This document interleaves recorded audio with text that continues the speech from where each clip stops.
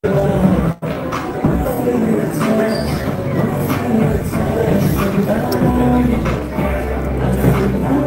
gitna na lang po.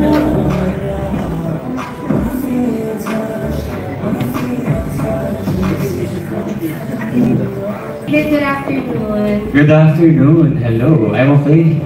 Okay, sige. A message naman to our media friends. Hi to everyone here. Maraming salamat for coming. I know na may ginagawa kayong iba. So, for you guys to come here to, like help us promote the song. Maraming salamat. And sa sponsors, Vitamilk, Close up. Close Up. I don't know who sponsored it. So, the water days pa for sure. And McDonald's. Sprite. No, Sprite. And to this farm, no? Noctus. Noctus. Thank you for having us.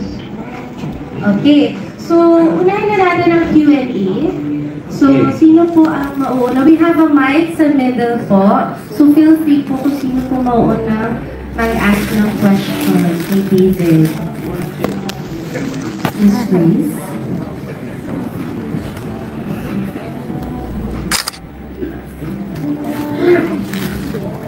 May padaanin na lang po natin siya sa middle.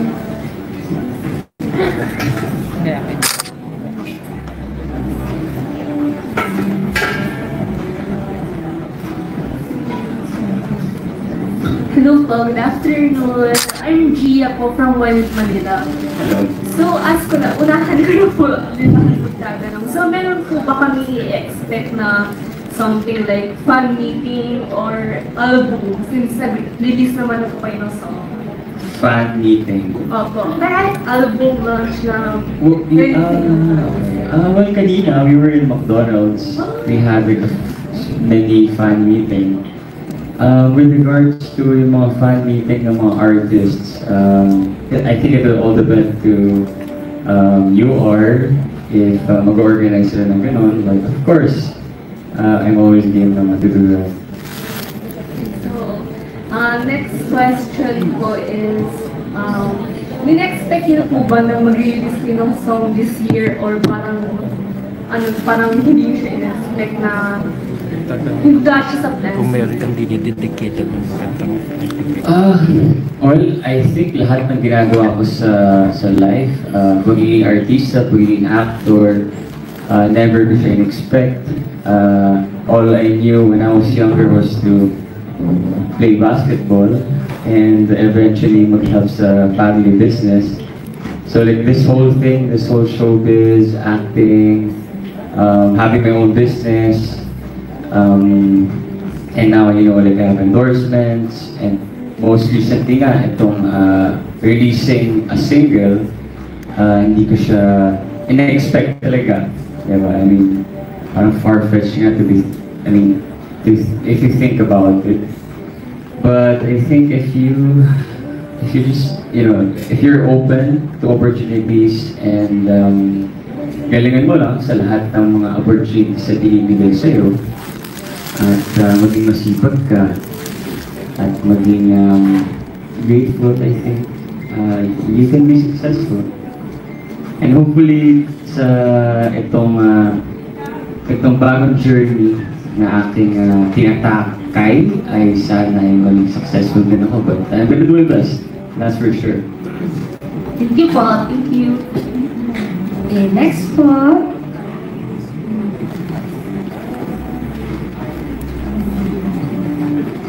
Hi David, hello, Alexander.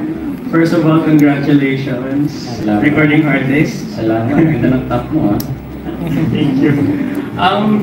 Siguro, the first thing that we wanted to know, what is the song all about?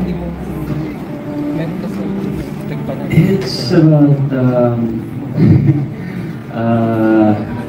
liking someone and just, I think, minsan kasi nahihiya tayo sabihin na gusto natin yung isang tao or like we are falling in love with that person, diba? So, I think just how to do it, just say it because you only live once and mahal mo, mahal ka rin. Is the song specific parang is it a love letter to a person or to someone who is close to you, or meron bang specific person na dinededicate kaya yung song sa kanya? Yung lahat. It's open to everybody. Maybe. You'll never know. Baka. Sige, last na lang. How did you prepare for this for this debut single? Did you go through voice lessons? Ano yung mga ginawa mo to prepare for this? Actually, since last year, nag-voice lessons na talaga ako sa UR. And then just this year, nag-open up a schedule after pulang araw. I went back to doing voice lessons with the help of UR. And then, ayun, I would just sing sa banyo, sa kotse, ganyan. Tinutulungan din ako ng aking assistant, si Kenji, sa pagkakanta. So, ayun.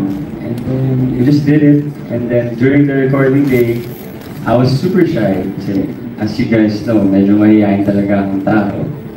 But with the help of white wine, ako ay natulungan. Kumanta. Yun. Pero bang white wine habang nag-recording? Wala na. Yeah, I was drinking wine the whole time. Happy lang. But anyway, congratulations and good luck to your Thank you so much. Thank you. Okay, thank you po. Next po. Hi David, sorry Hello. from Net 25 News. Isa rin kasi sa exciting part of having a single is yung pagkakaroon din ng music video. There's any usapan regarding the music video, collaborations, and kung sino man yung magiging partner o love team mo sa music video? Yeah, it's in the works. Nakita ko sa schedule ko na meron nga akong gagawin na the music video. So looking forward to it. With regards to kung sino yung aking magiging love team, let's see kung sino. And again, it all depends on the management. Kung ano yung mag-work and kung sino rin yung pwede. Ako naman, ginagawa ko lang yung aking binibigay sa akin ng trabaho. Meron ka bang request na si Biak yung Barbie? Oo naman, syempre. Depende sa kanya kung willing siya to do it. Alam naman natin na very busy siya doing endorsements, doing her show now, diba? So, happy interview mo ako. First time ko interview ng Net 25, so really grateful. And, basta lang nakita ng G? Ha? G. Anong G? GLU. Oo nga pala, no? Hindi ka kasi naka-Net 25 nun, hindi ko lang ang ID nun. Happy 2025, maraming work. I've also been focusing on business, on myself, talagang mostly about self-improvement, also playing basketball, spending time with my family. May show din ako coming up and a movie, so really looking forward to it. Thank you, congratulations. Thank you so much. Okay, next po. RJ ba name mo? RJ. RJ na rin niya. Yes. Magandang hapon, aming pambansang Ginoo. Wow, thank you. You are in your single era. And I like your single. Kanina pa ako na LSS. Wow! Gawa ka naman ng TikTok edit. Oh, Smash-out ka na. Anyways, you mentioned earlier that being a recording artist seemed to be far-fetched from who you really are. So I want to know, what was that turning point? What was your turning point when you said to yourself, I'm not just gonna act, I'm gonna sing? Good question.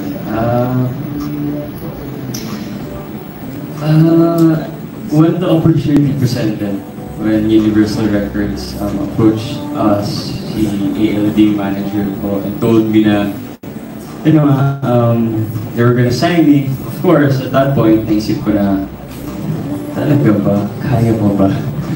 Diba?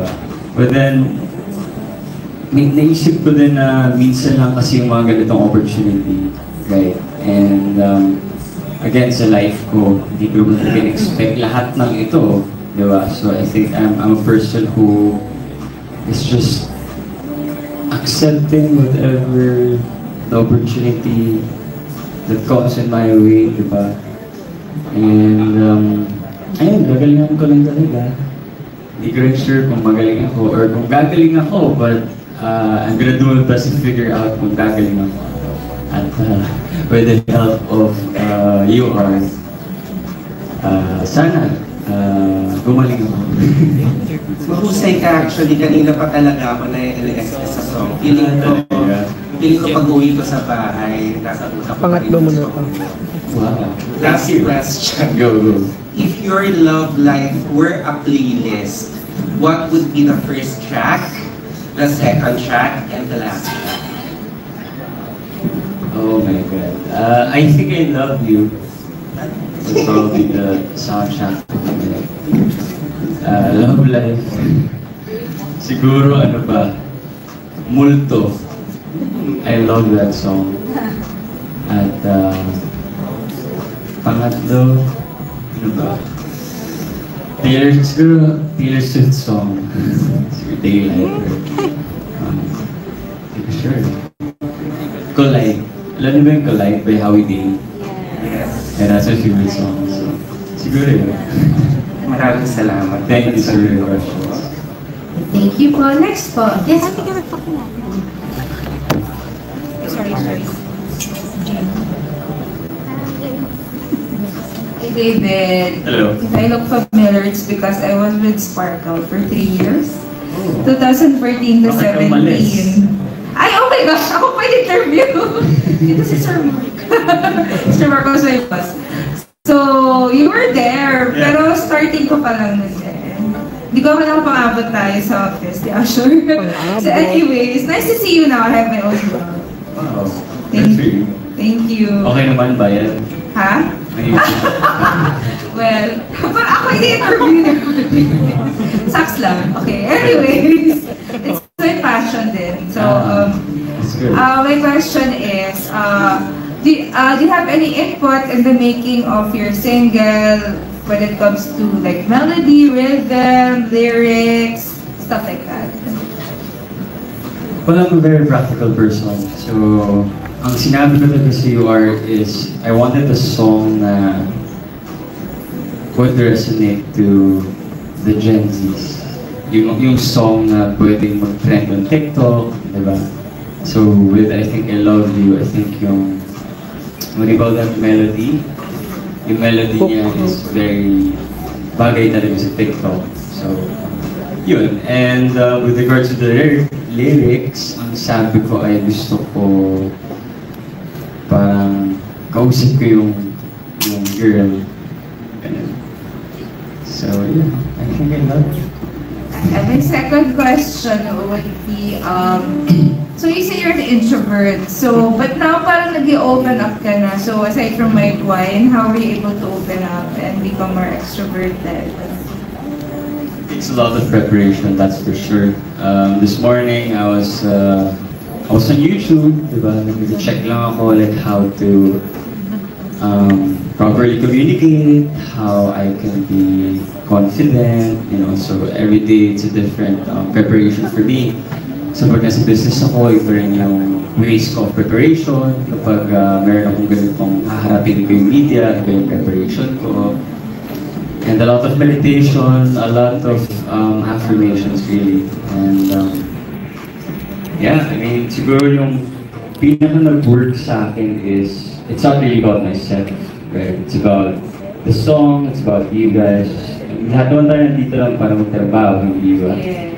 So, minsan kasi isipin natin na, oh, baka isipin niya kung ano yung mga pinagsasabi ko. Overthinking. Overthink ka kapag ano ka, kapag introvert ka eh. So yeah, that's what's been helping me. It's not about me. It's about, yeah, that's about life. Feeling ko madaldal ka naman. Baka nga tama lang ng preparation and parang mga nerves ng siguro. Yeah, I think preparation talaga helps and Calming down. yeah, and marami kasing ways diba? Kasi ako yung person na gusto ko mag-improve all the time. Diba? So I'm all for self-improvement, so lahat ng pwede kong matutunan sa YouTube, sa pagbabasa ng libro, ina-apply ko sa life ko. So thankfully, hindi na ako ganun ka-shy. I mean, I'm still shy, but I'm improving. I'm getting there. Hopefully. Thank you. Thank you. Thank you so much. Thank you po. Okay, next po.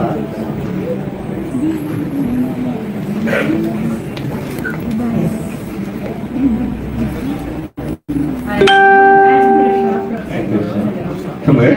From Metro. Hi. So my question is, sabi ko kanina na you did this one out of opportunity presented to you. So, what made you say yes specifically to say I love you?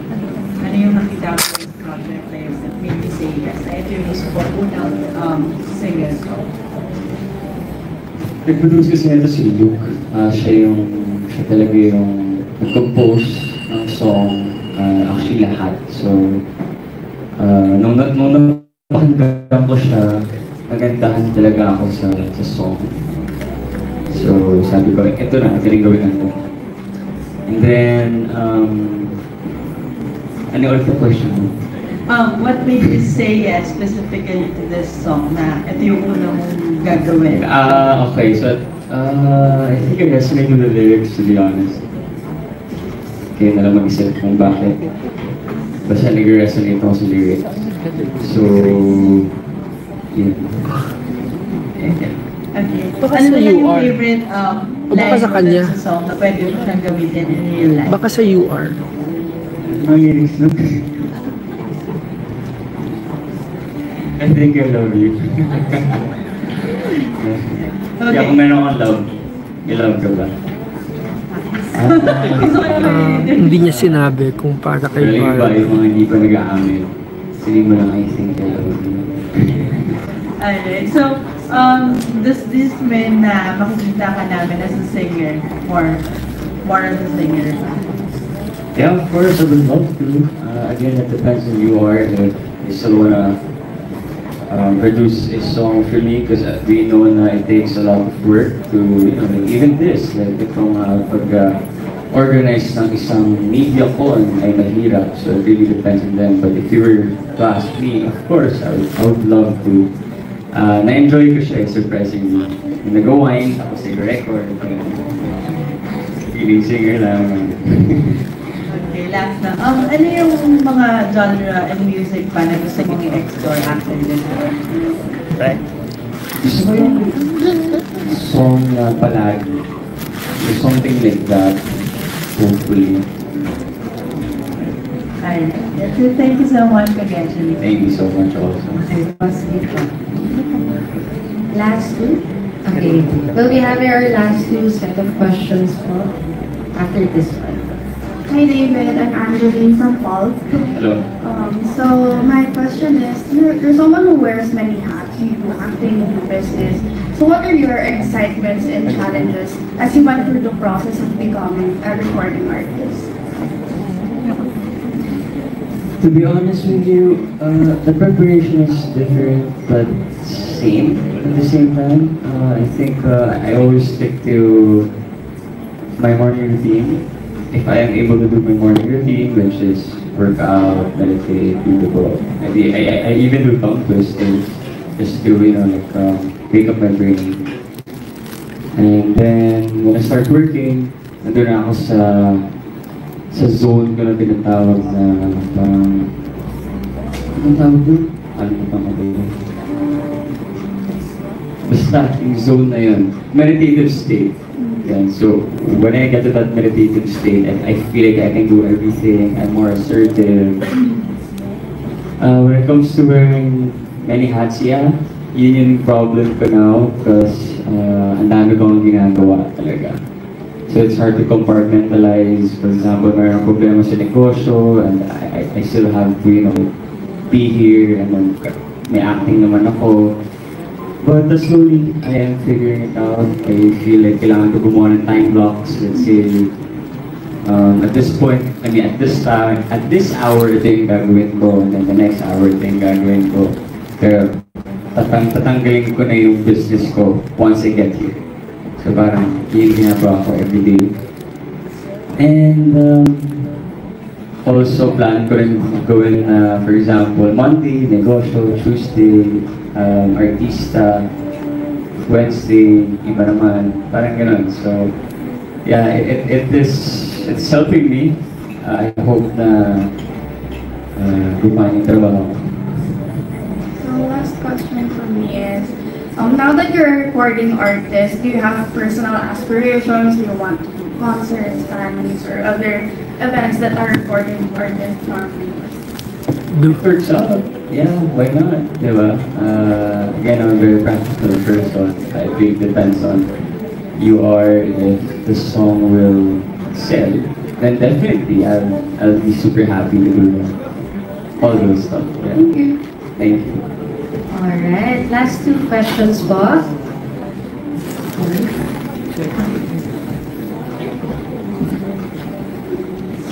Ay, Hi David, I'm Anna. I'm with TV Patrol and hi.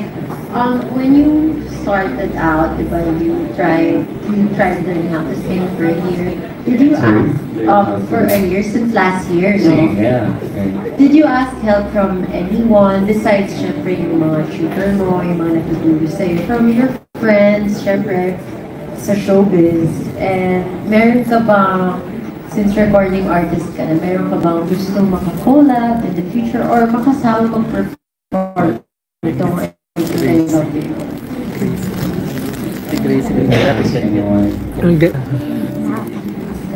Yeah, I asked yung kapitbahay ko kasi ganun.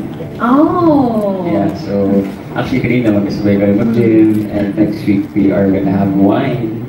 We're gonna talk about, I don't know, a lot of stuff since he is getting married this January, I think. Yeah. So, yun. And, umabol ka na. ano yung question mo? Next, you answered the second question. Sino gusto mo makakolab or makakasama mag-perform ng I Think I Love You in the To be future? honest, nag-pitch ko ngayon kay Benito. Tatanong ko siya, bro, baka pwede mo kasama sa concert mo. Baka pwede tayo mag-collab, something like that. But, ang taas yun eh. Nandito lang ako eh. Dito lang mo ba siya. Hopefully. Thank you, David. Thank you. Interesting yun natin. Can I ask? Something to look forward to. Okay, for our last question.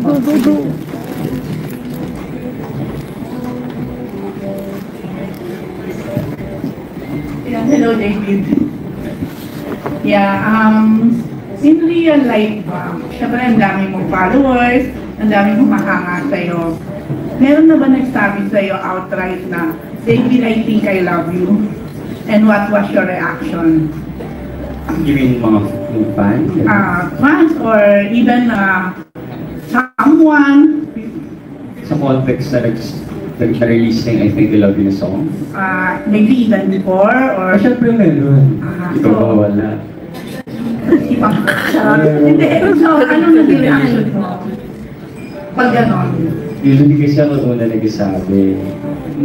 So, luckily naman, nag-love you naman sila. Pag sinasabi mo. So pag yung babae, yung girl, Kailangan mo naligawan, syempre.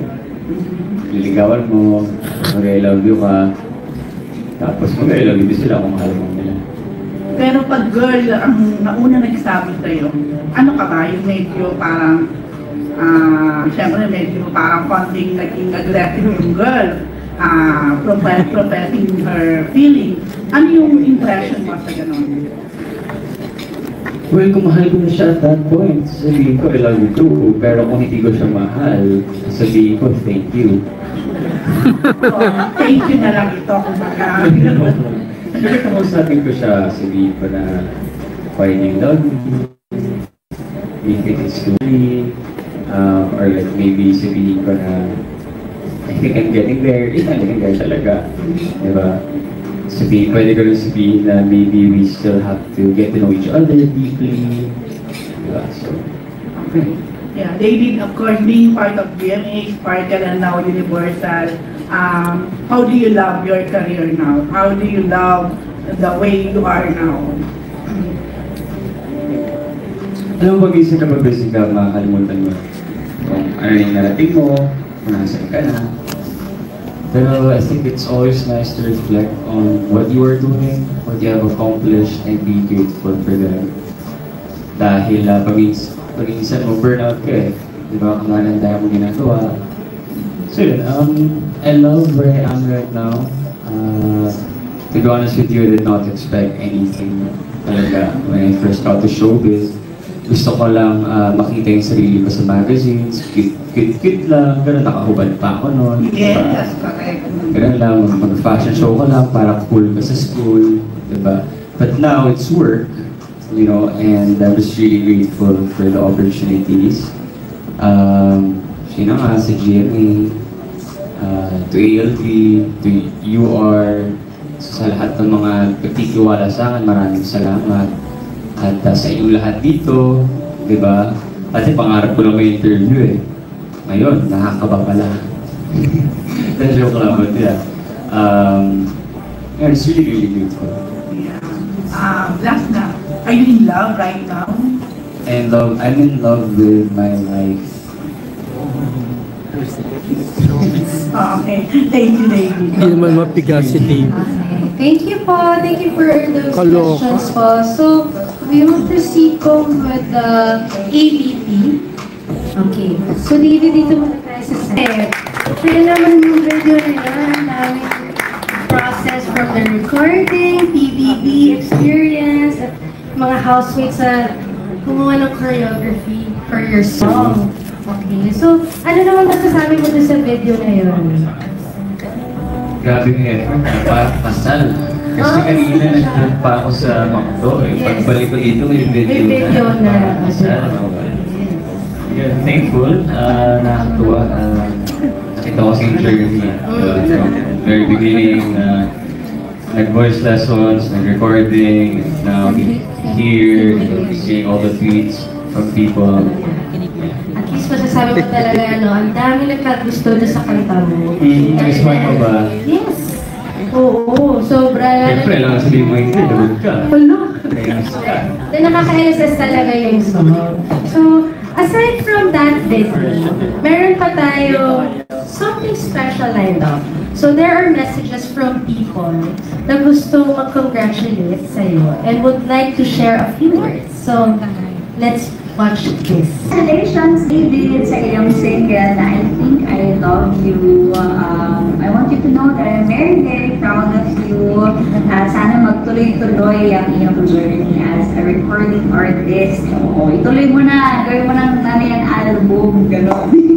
I'm proud of you and I'm always here for you to support you. Ingat ka palagi. Congratulations. Ano naman ang masasabi mo sa mga nagbigay ng message for you? Well, thank you. To the fans, maraming salamat sa support niyo from lahat, from Maria Clara, to Pulang Araw, to maging sino ko man, and then now here, diba? So maraming salamat sa suporta. Sana hindi kayo magsawa, sana hindi kayo magsawa sa pagmumukha ko. Dahil paminsan, nahihiya rin ako na, uy, dito na naman kayo, di ba? Kaya nila, David Troops. Thank you so much, guys. Really appreciate you. And to the media, thanks so much for being here. Wala kami kung wala kayo dahil kayo yung tumutulong sa amin na ma-promote ang aming mga shows, aming movies, ito recording. So maraming salamat sa pinibigay yung oras at sa pag-edit, pag-take ng videos. Na-appreciate ko kayong lahat at sa mga TikTok creators, sa mga editors. Thank you so much. Yun, sa sponsors, Close Up, Blue Water Days pa, Vitamilk, Sprite, Sparkle, ELV, GMA Network. Also, Peter Ibis dito, maraming salamat for coming.